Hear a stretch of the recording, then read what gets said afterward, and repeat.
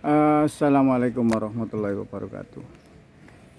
Jumpa lagi di channel kami, bikin rumah sendiri. Membikin rumah dengan sistem yang paling murah, atau ingin memiliki rumah dengan cara yang paling murah dan yang paling simpel.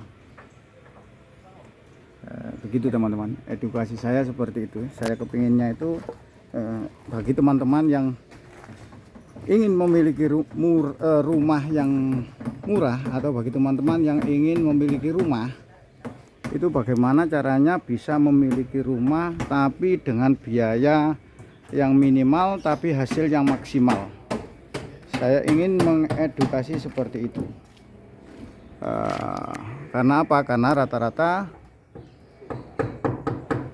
teman-teman itu ingin memiliki murah, tapi kadang-kadang terkendala dengan budget, terkendala dengan biaya yang mahal, kelihatan mahal. Mungkin membeli rumah kalau tidak kredit gak bisa, itu kan biasanya seperti itu. Punya uang 100 juta tapi sudah ingin memiliki rumah.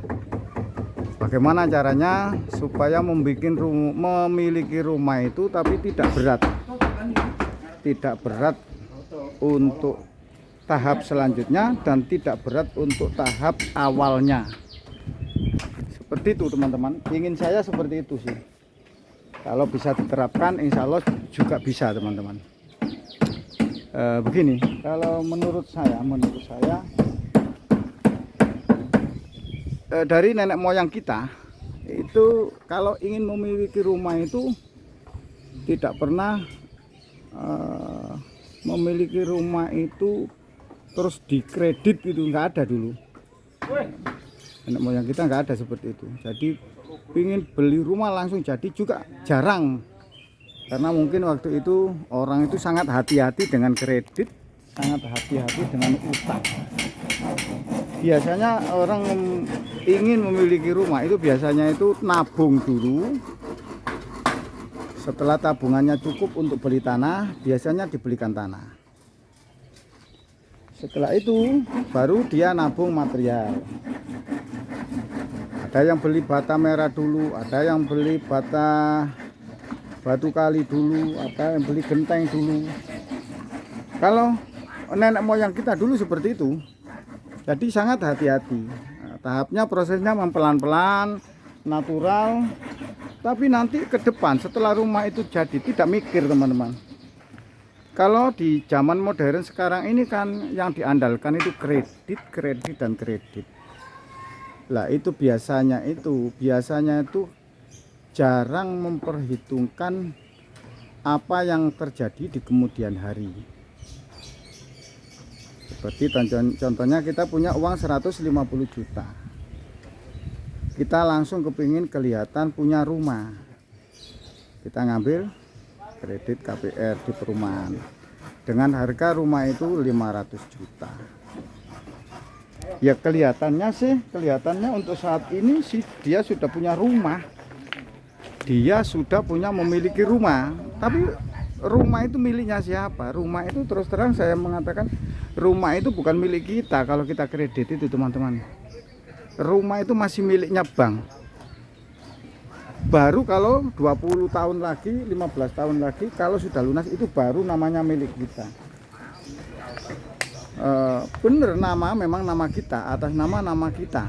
Tapi hak untuk menjual, hak untuk merubah, hak untuk apapun itu masih dimiliki oleh bank yang memberi kredit, yang memberi KPR. Nah, jangka waktunya kadang-kadang ada yang 20 tahun, ada yang 15 tahun dengan angsuran fix, angsuran angsuran tetap. Ada yang 5 juta, ada yang 4 juta, ada yang 3 juta. Itu setiap bulan harus dibayar selama 20 tahun atau selama 15 tahun. Nah, kalau menurut hemat saya, kalau kita belum mampu membeli, ya, kalau saya sih jangan membeli dulu, ditabung saja dulu. Karena apa? Karena di kemudian hari itu berat.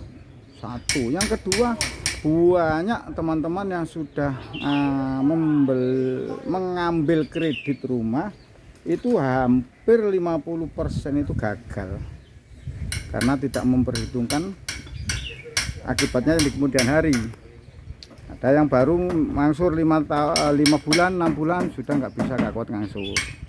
Akhirnya apa? Akhirnya uang mukanya juga hilang, angsurannya juga hilang, nggak mungkin kembali. Nah seperti itu. Kalau menurut hemat saya lebih baik kita punya uang 100 juta, kita belikan tanah dulu.